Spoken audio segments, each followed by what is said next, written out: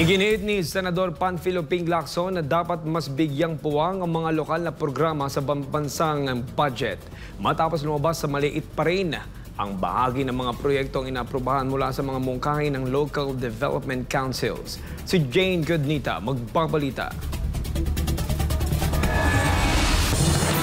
Ipinahayag ni Senator Ping Lacson ang kanyang pagkadismaya matapos makita na tanging 19.9% lamang ng mga proyekto na inirekomenda ng Local Development Councils ang naisama sa National Expenditure Program para sa 2026. Sa Senate hearing ng Committee on Finance kasama ang Development Budget Coordination Committee o DBCC, sabi ni Lacson paraan niyang muling napabayaan ang mga local development plan.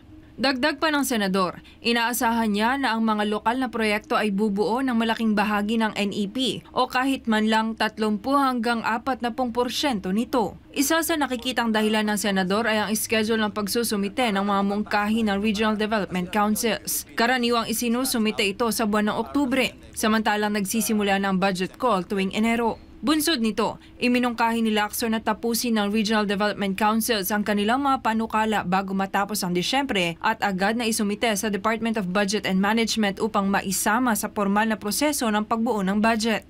Iginit din niya na ang mga Regional Development Councils ang mas nakakaalam ng pangangailangan ng kanilang mga nasasakupan dahil kabilang dito ang mga gobernador, pati na rin ang mga kinatawan mula sa DBM at Department of Economy, Planning and Development. Bukod dito, muling iminungkahi ni Lacson na tanggapin ng Senado ang buong NEP na inihahain ng ehekutibo bilang hakbang para mapigilan ang korupsyon na umano'y dala ng mga insertions at realignments sa nakaraang pambansang budget ng 2025. Ayon kay Lacson, makatutulong ang ganitong eksperimento para hindi na maulit ang mga irregularidad na sumira sa tiwala ng publiko sa pambansang pondo.